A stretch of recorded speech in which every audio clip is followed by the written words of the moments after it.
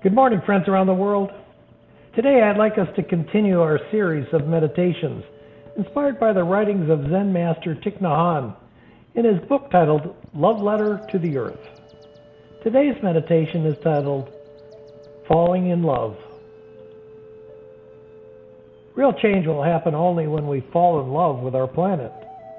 Only love can show us how to live in harmony with nature and with each other, and save us from the devastating effects of environmental destruction and climate change.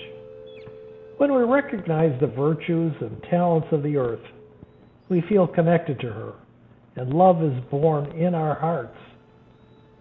We want to be connected. That is the meaning of love, to be at one. When you love someone, you want to take care of that person as you would take care of yourself. When we love like this, it's reciprocal.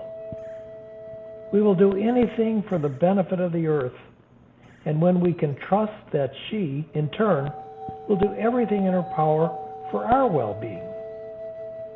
Every morning when I wake up, Tai says, I get dressed, I leave my hut and take a walk. Usually the sky is still dark, and I walk gently, aware of all nature around me and the fading stars. One time, after walking, I came back to my hut and I wrote this sentence: I am in love with Mother Earth. I was excited as a young man who has fallen in love. My heart was beating with excitement.